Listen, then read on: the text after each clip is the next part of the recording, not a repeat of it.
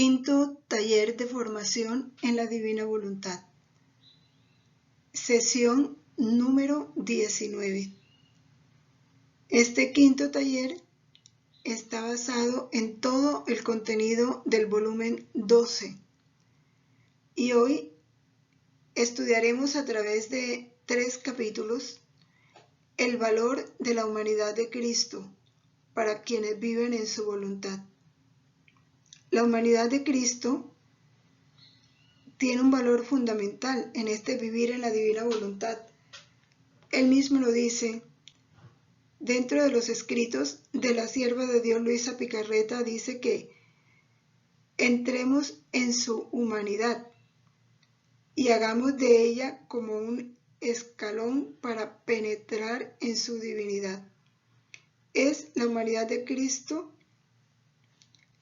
a partir de ella, como puerta de entrada que nosotros podemos comprender esa vida divina que Jesús vivió como modelo nuestro y que ganó para nosotros, y cómo ha de ser esa vida divina en nosotros. A través de estos capítulos vamos a irlo comprendiendo.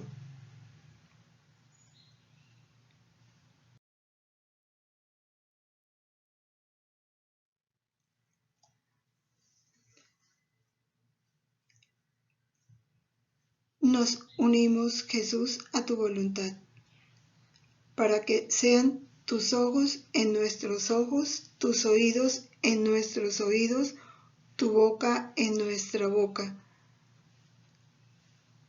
tus palabras en nuestras palabras, tus latidos en nuestros latidos. Y así todo tú en nosotros, hagamos de este acto un acto de gloria infinita para el Padre, en nombre de todos y para bien de todos. Venid, santos ángeles, tocad la frente de quienes leemos los escritos de la sierva de Dios Luisa Picarreta, para sellar en nuestras frentes el Espíritu Santo, y así infundir en nosotros la luz, para que podamos comprender la verdad y el bien que estos escritos contienen. Luz de la sabiduría eterna, revélanos el gran misterio de Dios Padre y Dios Hijo, unidos en un solo amor. Amén. En el nombre del Padre, y del Hijo, y del Espíritu Santo. Amén.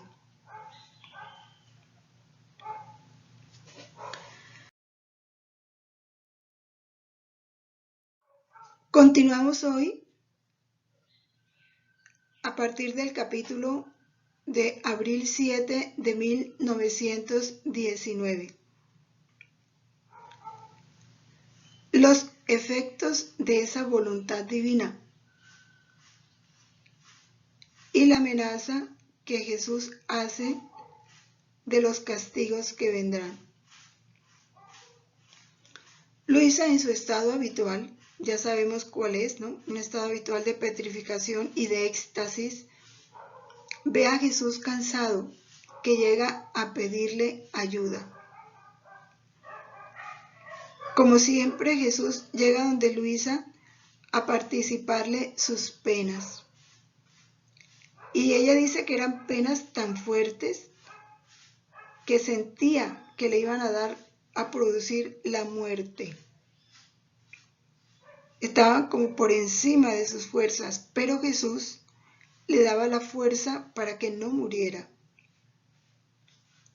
Después que hace eso, le dice: hija mía, paciencia. En ciertos días me son más que nunca necesarias tus penas, para hacer que el mundo no se incendie del todo. Por eso quiero hacerte sufrir más. Sabemos que Luisa también vivía el estado de víctima, con el fin de participar de los dolores de Cristo en bien de la humanidad. Y sus dolores impedían los castigos al mundo. Por eso Jesús acude a ella, pudiéramos decir como una humanidad suplementaria, en donde Él pudiera continuar su misterio de dolor por el pecado del mundo y también misterio de misericordia, porque Luisa sufría para que el mundo no sufriera los castigos, no sufriera el flagelo de la justicia.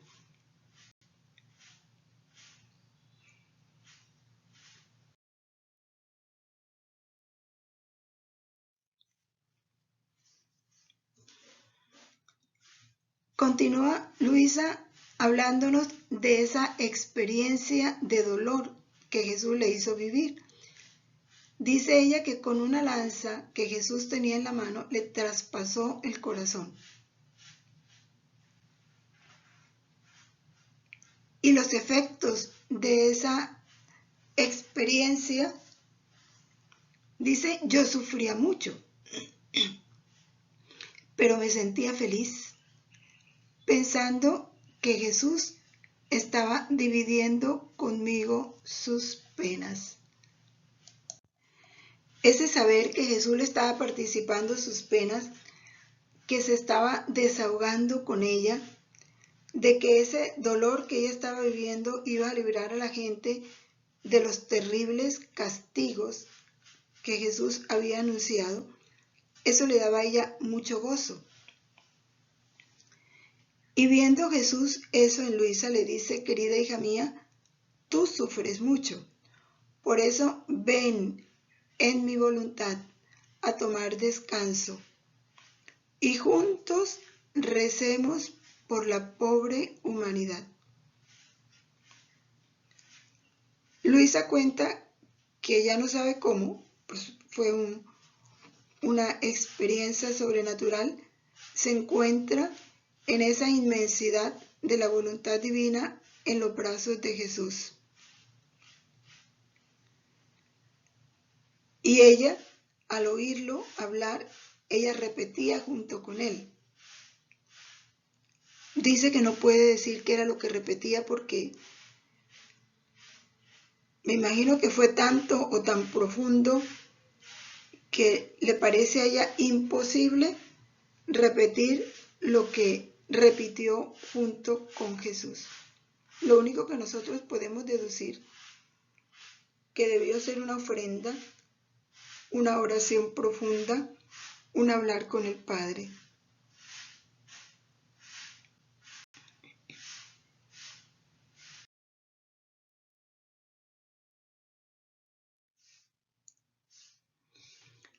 Dentro de este encuentro que Luisa tiene con Jesús, vive ella otro momento, un momento muy especial y que para nosotros resulta un aprendizaje interesante. Ella estaba abismada en esa voluntad divina, en los brazos de Jesús, y estando así, ella veía todos los pensamientos de Jesús y todo el bien que Jesús nos había hecho a nosotros con su inteligencia, con sus pensamientos, y cómo con sus pensamientos, con su mente, Él le daba vida a todas las inteligencias humanas. O sea, cada pensamiento nuestro es fruto de la inteligencia de Jesús, que nos la participa, es ella la que nos da vida. Pero también Luisa ve al mismo tiempo cómo se abusa de esa donación que Jesús hace, porque con los mismos pensamientos que Él nos da, se le ofende.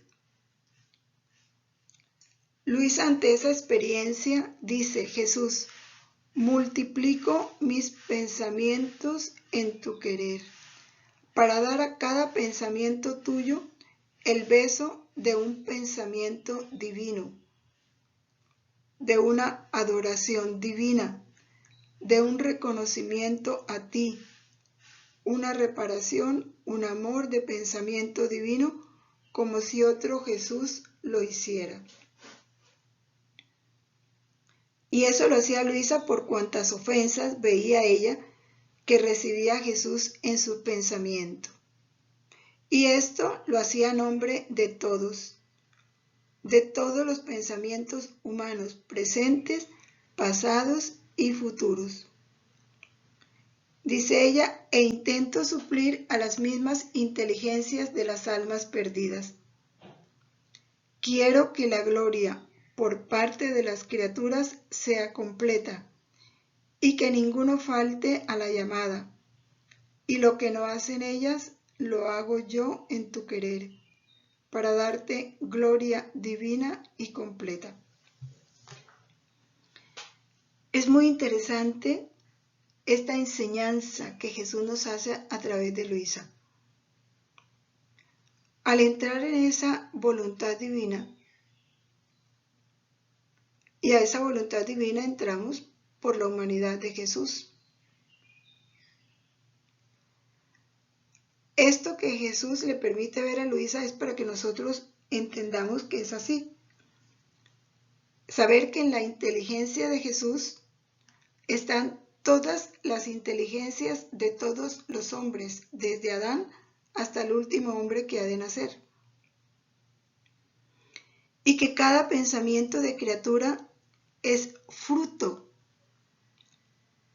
es participación de esa sabiduría divina. Y que se nos da para que le demos gloria con nuestros pensamientos. Pero no todos los pensamientos de las criaturas, primero, no son hechos en modo divino, no todos.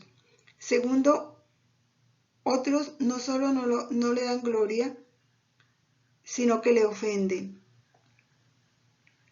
Entonces, que Luisa hace lo que hizo Jesús en su humanidad, porque eso fue lo que hizo Jesús en su humanidad. Él tomó los pensamientos de todas las criaturas. Y para hacer eso, pues tenía una voluntad humana unida a la divina.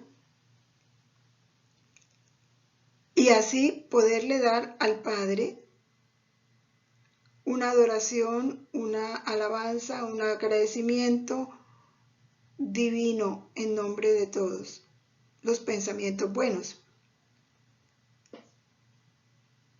pasados, presentes y futuros.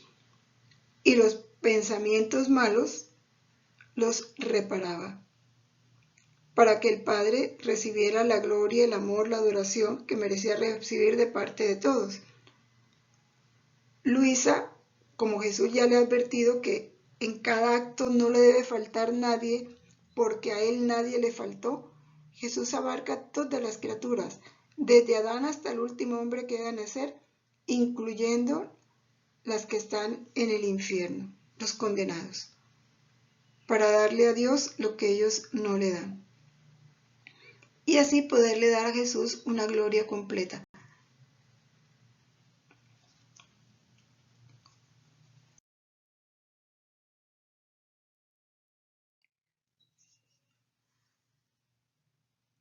Jesús, cuando ella termina de hacer eso, la mira como queriendo decir, continúa, o sea, sigue, no te quedes solo con mis pensamientos.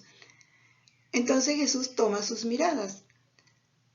Igual funde sus miradas en las de Jesús, multiplica en las miradas de Jesús para abarcar las miradas de todas las criaturas, desde Adán hasta el último hombre, y poderle dar a Dios la gloria, la alabanza, el agradecimiento, la reparación por cada mirada.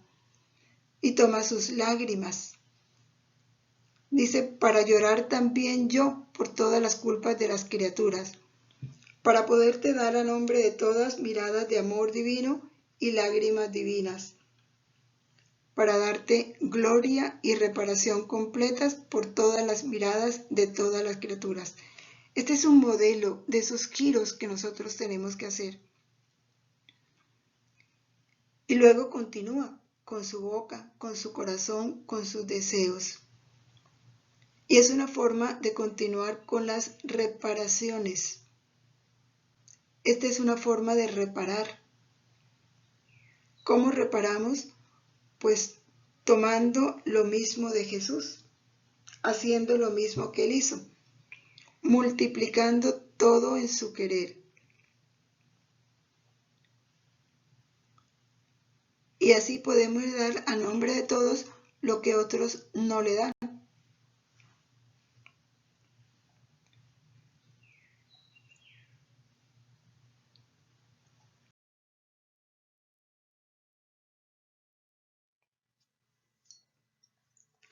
Cuando ya Luisa ha hecho todos esos actos, que ella no los describe aquí totalmente porque son bastantes, porque tomó, me imagino en orden, ojos, oídos, boca, corazón, afectos, deseo, todo.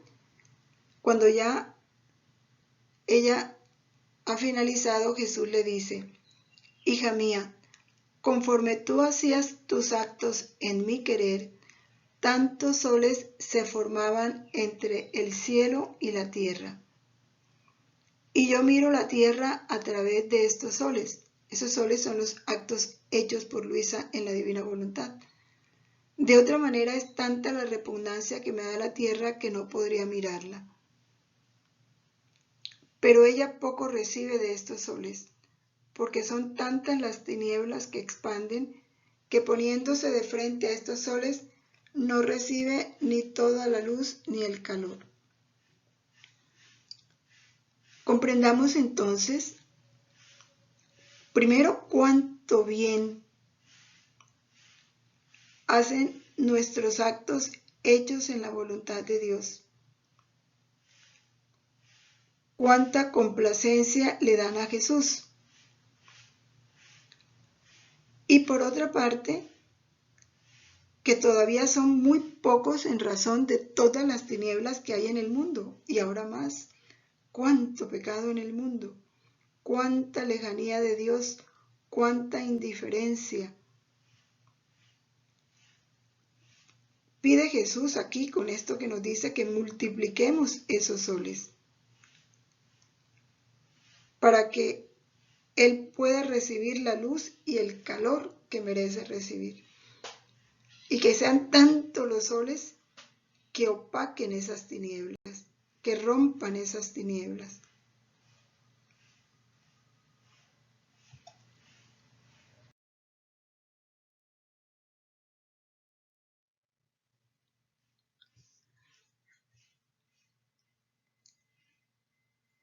Jesús continúa hablando de por qué esas tinieblas.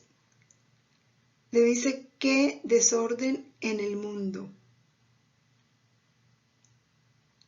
Y pudiéramos decir que Jesús está describiendo nuestro tiempo. Pero este desorden es culpa de las cabezas, tanto civiles como eclesiásticas. ¿Por qué?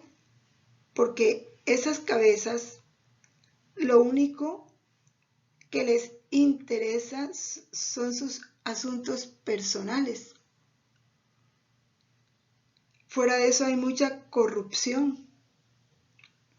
Y como hay tanta corrupción, no tienen la autoridad para poder exigir.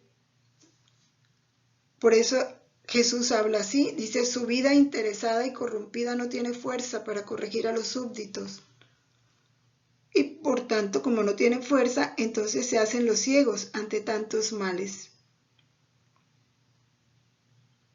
Porque si ellos castigan esos males o los recriminan, pues están recriminando también sus propios males. Y si lo han hecho, ha sido todo en modo superficial, claro. No tienen la autoridad, no tienen la autoridad moral, no son un ejemplo. También ellos están marcados por la corrupción, por el engaño, por la mentira. Y dejan que el mal avance porque no tienen la fuerza para corregirlo. Y si lo hacen de manera superficial, para que no los toquen a ellos. No tienen la vida del bien, dice Jesús. cómo podían infundirla en los demás. Y esto, pues, ¿qué está haciendo Jesús? Explicándonos las causas de por qué el mundo está así. Han antepuesto los malos a los buenos, tanto que los pocos buenos han quedado turbados por este actuar de las cabezas. Por eso haré castigar a las cabezas en modo especial. Sigue Jesús anunciando castigos. Leer esto es ver la situación que estamos viviendo.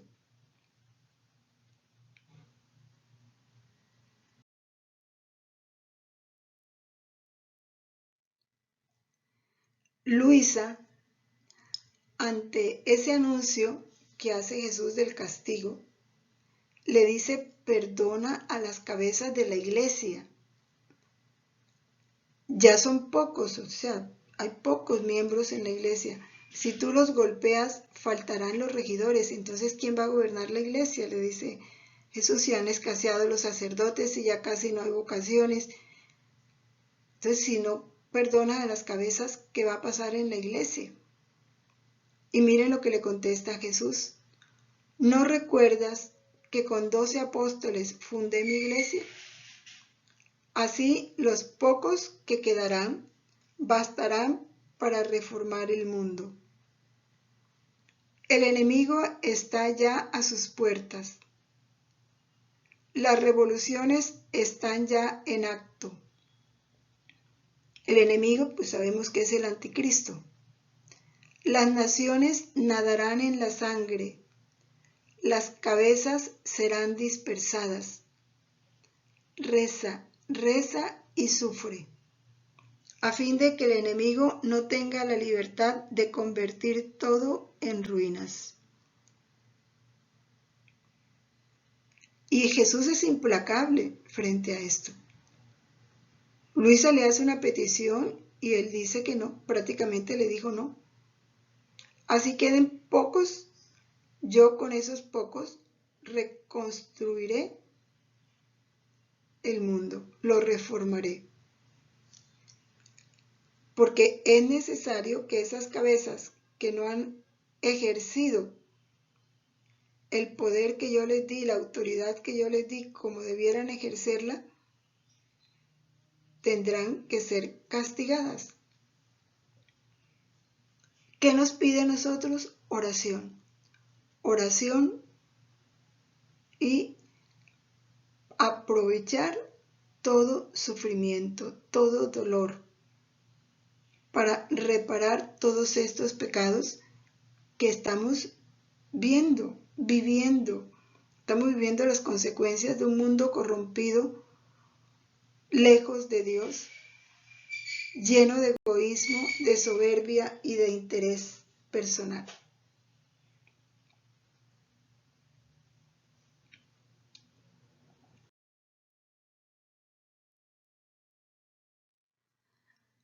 Allí acaba ese capítulo en el que Jesús primero nos enseñó cómo hacía Él frente al Padre, para que nosotros lo hagamos. Y nos recomienda cómo actuar en este tiempo donde hay tanta maldad. Pasamos al capítulo de abril 15 de 1919. Aquí Jesús nos habla de dos cosas. Primero, las razones por las cuales primero hace las cosas menores y después hace las mayores. Y cómo su humanidad resucitada es símbolo del reino de la divina voluntad.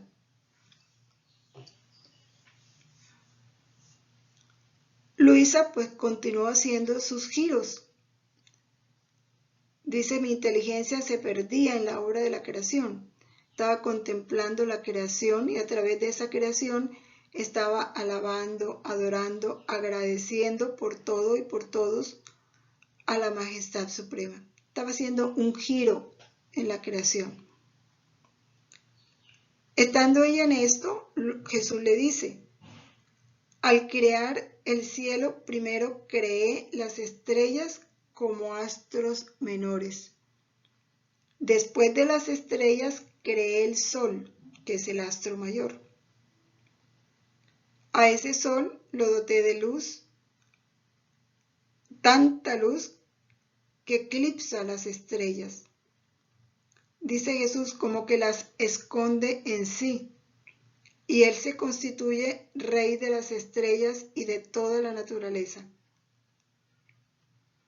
Y parte de ese ejemplo para decirnos que Él primero hace las cosas menores como preparativo para las cosas mayores, porque las cosas mayores son corona de las cosas menores.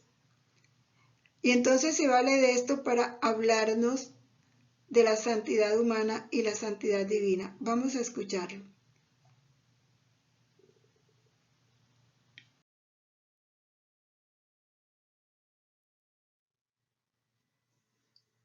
Dice, el sol, mientras es mi relator, al mismo tiempo simboliza a las almas que formarán su santidad en mi querer.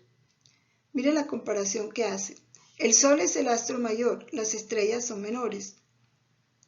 Primero vienen las estrellas, luego el sol. Cuando el sol llega, eclipsa las estrellas. Y toman parte de ahí para hablar de esta santidad humana y la santidad divina. Los santos que han vivido el reflejo de mi humanidad, o sea, la santidad humana, como a la sombra de mi voluntad, serán las estrellas. Y aquellas, si bien han venido después, serán los soles. ¿Cuáles son los soles? Las almas que viven en su voluntad. Aun cuando aparezcan después, serán soles, serán mayores que las estrellas y encerrarán en sí a las estrellas. Está hablando del orden que Él sigue en sus obras. Este orden, dice, también lo tuve en mi redención. Mi nacimiento fue sin estrépito, ignorado. Mi infancia sin esplendor de cosas grandes ante los hombres. Mi vida de Nazaret fue oculta. Viví como ignorado por todos. Me adaptaba a hacer las cosas más pequeñas y comunes a la vida humana. En la vida pública hubo alguna cosa de grande, pero sin embargo, ¿quién conoció mi divinidad? Nadie. Por eso lo crucificaron. Lo juzgaron, lo golpearon, nunca se imaginaron que Él era Dios. Ninguno, ni siquiera los apóstoles. Yo pasaba en medio de las multitudes como otro hombre, tanto que todos podían acercárseme, hablarme y hasta despreciarme, porque ocultó completamente su divinidad.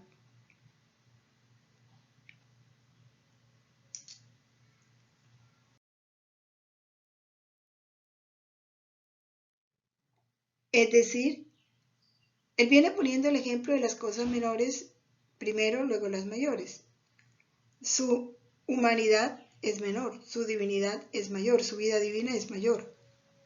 Pero primero dio a conocer su humanidad y por eso se mostró como uno de tantos, para después manifestarnos su divinidad. Luisa le interrumpe. Cuando Jesús estaba hablando, él estaba explicando eso y le dice, Jesús, amor mío, qué tiempos felices eran aquellos. ¿Cuáles? Pues el tiempo en que Él estaba entre la gente, se le podían acercar, lo podían abrazar, le podían preguntar, lo podían tocar. Luisa dice que qué tiempo tan feliz. Y Jesús le dice, hija mía, la verdadera felicidad la lleva mi voluntad. O sea, le está diciendo, no la lleva mi humanidad, no, la lleva mi voluntad. Solo ella encierra todos los bienes en el alma.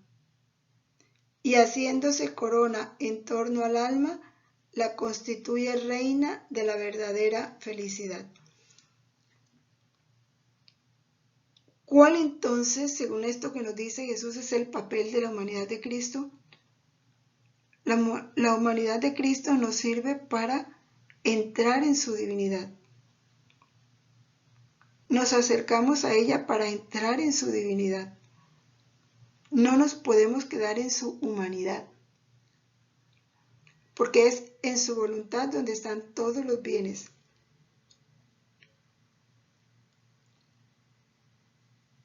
Solamente, entonces, hablando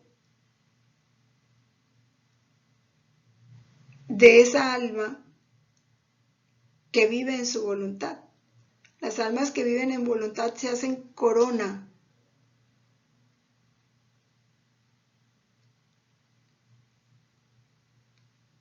Los actos hechos en la voluntad de Dios constituyen a las almas reinas.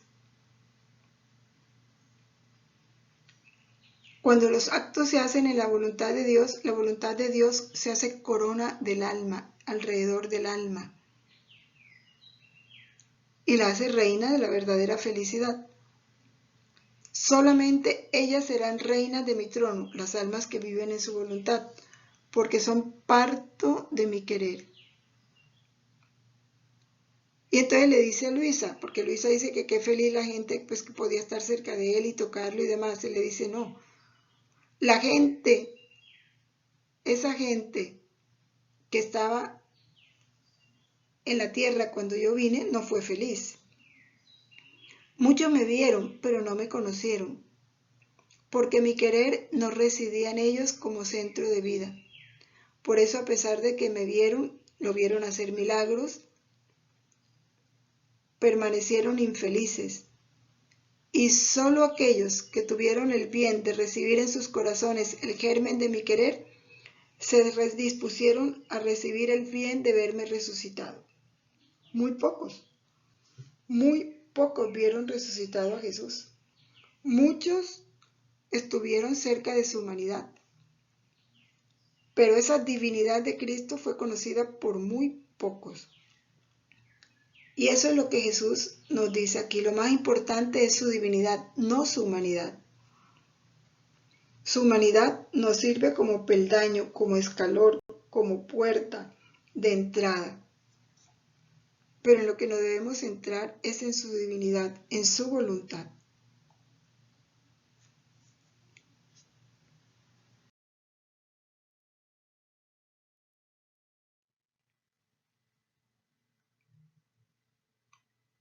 Jesús resucitado es símbolo de quien vivirá en el divino querer. Mi resurrección, dice, es símbolo de las almas que formarán la santidad en mi querer. Los santos de los siglos pasados son símbolos de mi humanidad, está hablando de la santidad humana, que si bien resignados, no han tenido actitud continua en mi querer. Actitud continua. No vivían en su voluntad. Amaban su voluntad, sí. Hacían su voluntad, sí. Consideraban su voluntad como lo más importante, sí. Pero no vivían en esa actitud continua porque no ni conocían ni poseían el don. Dice, por lo tanto, no han recibido la marca del sol de mi resurrección, sino la marca de las obras de mi humanidad antes de la resurrección. Por eso serán muchos, serán como estrellas, me formarán un bello ornamento al cielo de mi humanidad. Pero no formarán esos soles, como él nos decía, que cuando el alma hace actos en su voluntad, como los hacía Luisa, se formaron soles a través de los cuales él podía ver la tierra. Porque si no fueran esos soles, él no podía ver la tierra porque estaba llena de pecado, de tinieblas. Vamos viendo la diferencia que Jesús hace entre la santidad humana y la divina y cómo ahora lo que importa es la santidad divina y en quien no debemos entrar es en su divinidad, en esa voluntad divina que vivió y reinó en la humanidad de Cristo. Y por eso Jesús resucitado es símbolo, porque ya Jesús resucitado está en el plano de lo divino. Por eso él no dejó que la Magdalena lo tocara, porque ya no era la humanidad de antes la que él tenía.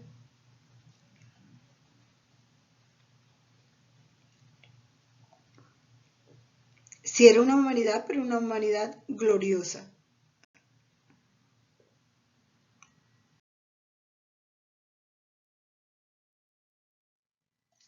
Continúa explicándonos, los santos del vivir en mi querer simbolizarán mi humanidad resucitada y serán pocos. Ya varias veces Jesús dice, serán pocos. ¿Por qué Jesús habla de pocos? Primero, pues porque esto requiere un martirio continuo, porque es una actividad interior continua de vivir sumergidos en esa voluntad divina, no tener nada de humano. En efecto, mi humanidad antes de morir fue vista por muchas turbas y multitudes de gentes, pero mi humanidad resucitada la vieron pocos, solamente los creyentes, los más dispuestos, y podría decir que solo aquellos que contenían el germen de mi querer, porque si no lo hubieran tenido les habría faltado la vista necesaria para poder ver a mi humanidad gloriosa y resucitada, y por lo tanto ser espectadores de mi ascensión al cielo. Fueron pocos, y pocos, dice él, serán los santos del vivir en mi querer, o sea, los santos de esta santidad divina. Apoyémonos en la Virgen con infinita confianza para poder nosotros entrar en el grupo de estos pocos. Ella, que vivió plenamente esta santidad, y Luisa, nuestra segunda mamá, que también vivió esta santidad divina, nos protejan, nos fortalezcan, nos conduzcan, nos guíen, para que nosotros aprovechemos esta inmensa gracia de conocer estas verdades e ir aprendiendo a vivir en el seno de esa voluntad divina.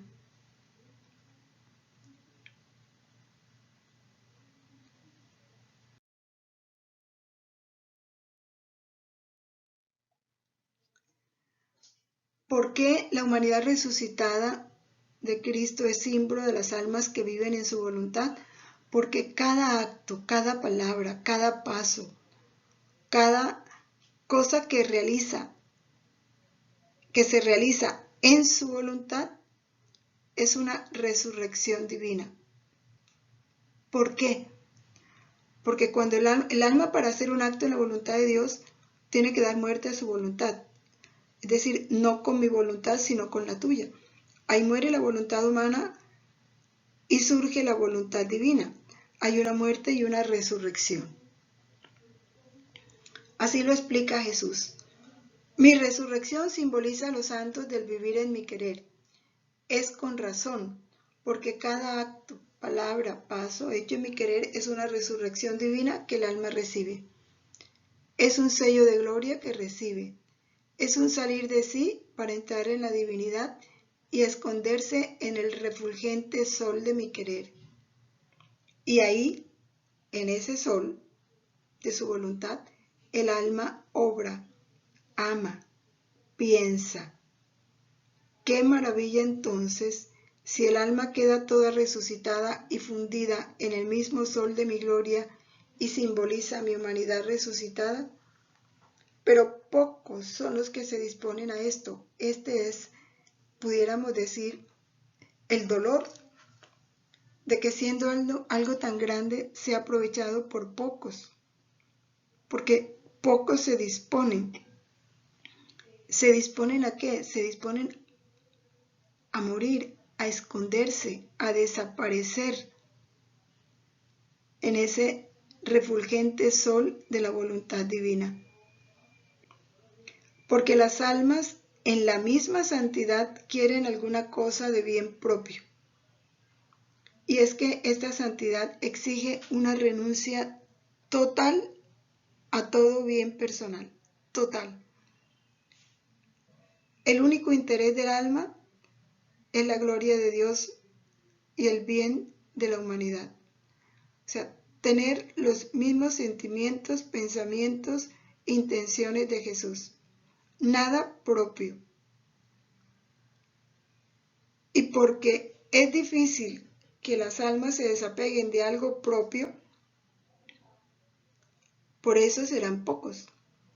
En cambio, la santidad del vivir en mi querer nada tiene de propio, sino todo de Dios.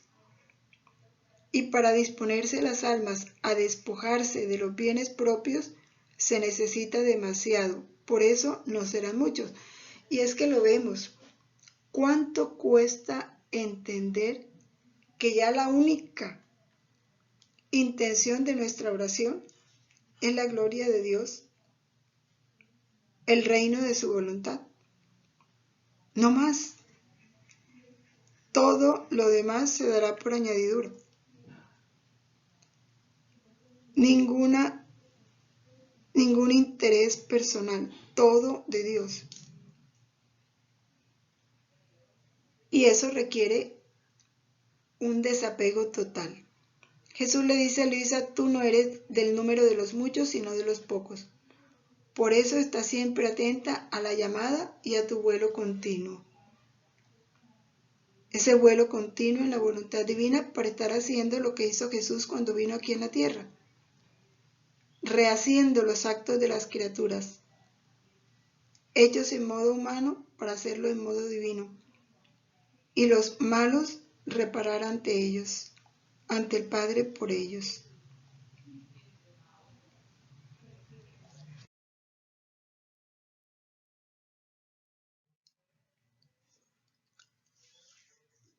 Y este tercer capítulo de abril 19 de 1919. Jesús hizo por cada una de las almas todo lo que estaban obligadas a hacer hacia su Creador.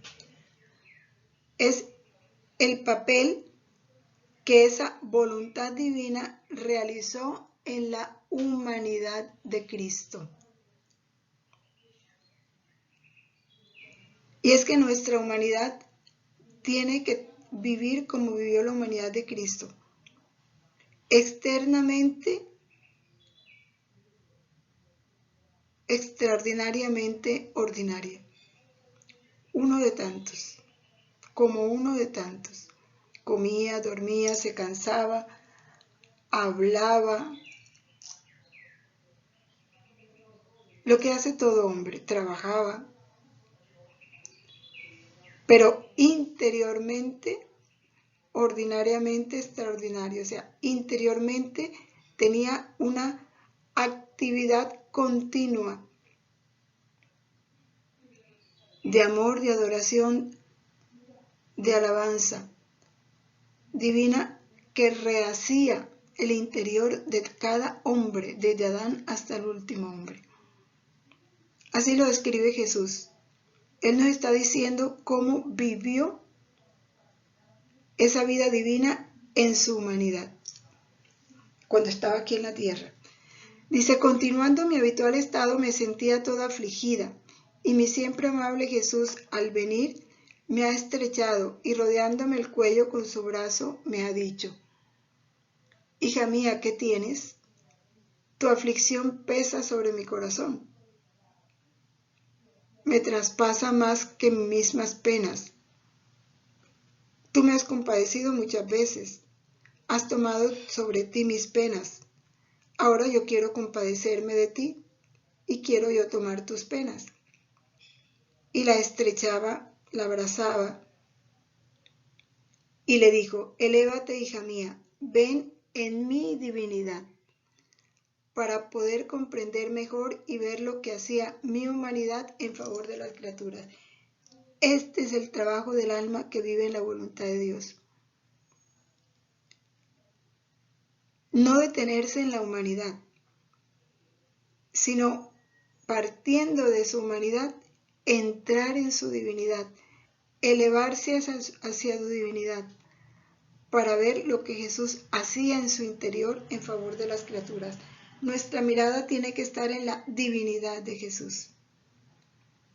Digamos, su humanidad es una puerta de entrada.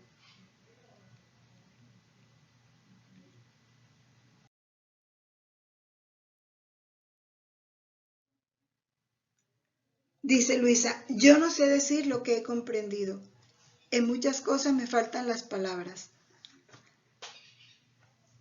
Solo digo lo que Jesús me dijo. Y le dice Jesús, hija mía, mi humanidad fue el órgano que reordenó la armonía entre el Creador y la criatura. El órgano es un instrumento, ¿sí? Fue un instrumento. Yo hice por cada alma todo lo que estaban obligadas a hacer hacia su Creador, no excluyendo ni siquiera a las mismas almas perdidas, porque por todas las cosas creadas debía dar al Padre gloria, amor y satisfacción completas, a nombre de todos. ¿Por qué dice que su humanidad fue el órgano? Porque es lo que aparece. Pero el sonido que produce un órgano, la música, eso no lo ves tú, tú ves el órgano y puedes ver que las teclas se mueven. Pero el sonido del órgano, eso no lo ves. Eso lo percibe aquel a quien es dirigido. Y esa es la comparación que Jesús dice. Él reordenó todo lo que había, la armonía que se había desordenado entre el Creador y la criatura. Y por cada cosa creada le dio al Padre un gracias, un te amo, un te alabo, un te bendigo, un te adoro y un reparar por todas las veces que las criaturas no lo hicieron o con las mismas cosas creadas le ofendieron.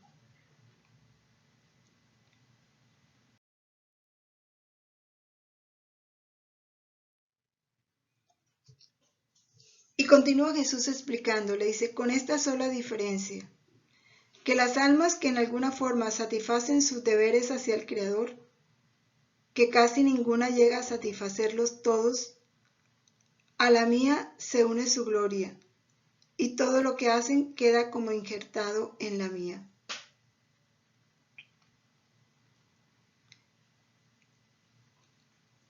En cambio, las almas perdidas quedan como miembros áridos, que faltándole los humores vitales, no son aptas para recibir ningún injerto del bien que he hecho para ellas, sino que solo son aptas para arder en el fuego eterno. Así que mi humanidad restituyó la armonía perdida entre criaturas y Creador y la selló a precio de sangre y de penas inauditas. Nos habla aquí Jesús de los efectos que tienen los actos hechos con su humanidad.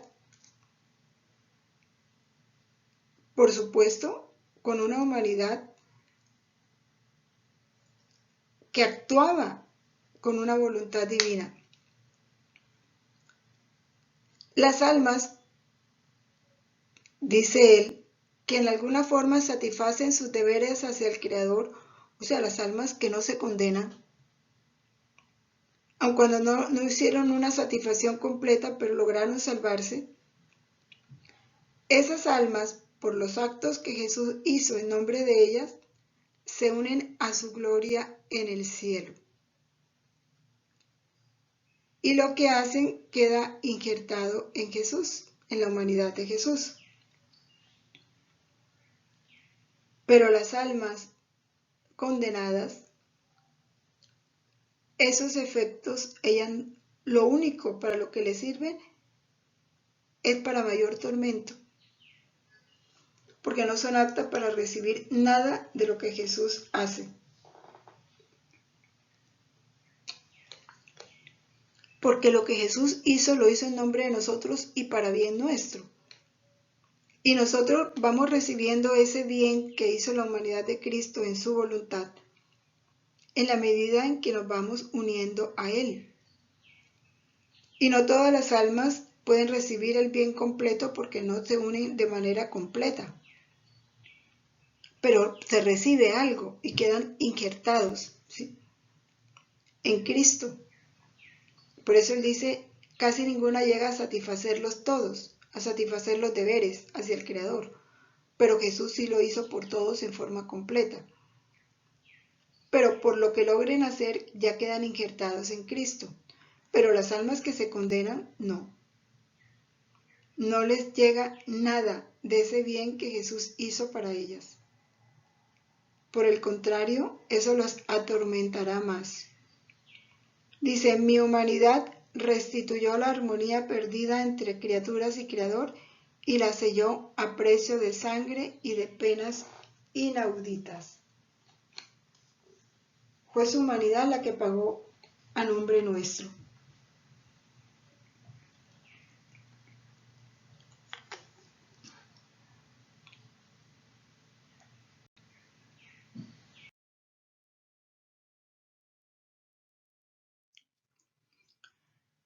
Bueno, comprendiendo ya toda esta explicación que Jesús nos hace, ¿cuál es nuestro papel?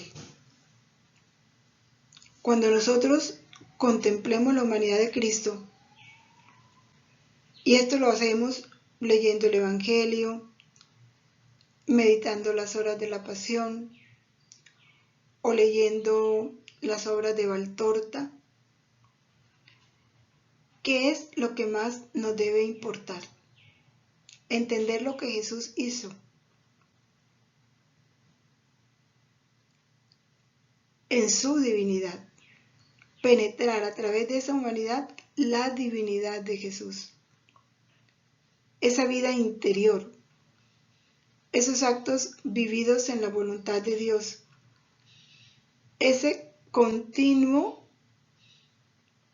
sustituir los actos de todos, rehacer el interior del hombre, sustituyendo todos sus actos, desde Adán hasta el último hombre que ha de nacer, y dándole al Padre en nombre de todos, por cada pensamiento, por cada mirada, por cada audición, por cada palabra, por cada movimiento, por cada paso, todo lo que el Padre merece recibir, y no solo una vez, en forma continua. Jesús pudo hacerlo una vez y ya, ¿le bastaba? No.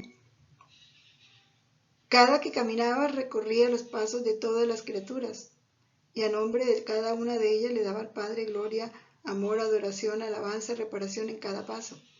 Y así cada que miraba, en cada mirada, en cada una de sus palabras, en todo. Por eso tomó una humanidad, para vivir la limitación de una humanidad, de nuestra humanidad.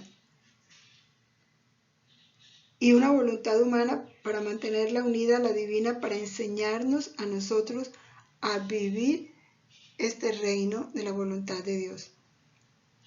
Les invito a retomar estos capítulos que son muy interesantes, a meditarlo más profundamente para ir aprendiendo y ejercitándonos en este vivir en la voluntad de Dios y no perdamos ese gran anhelo de estar entre los pocos. Que nuestra Santísima Madre, quien vivió plenamente esta vida, nos acoja, nos abrace, nos proteja, nos encierre en su corazón y allí nos enseñe a vivir plenamente esto. Dios te salve María, llena eres de gracia, el Señor es contigo. Bendita eres entre las mujeres, bendito el fruto de tu vientre Jesús. Santa María, Madre de Dios, ruega por nosotros pecadores, ahora y en la hora de nuestra muerte. Amén. Gloria al Padre, y al Hijo, y al Espíritu Santo, como era en el principio, ahora y siempre, por los siglos de los siglos. Amén. Permanezcamos en la voluntad de Dios siempre. Fiat.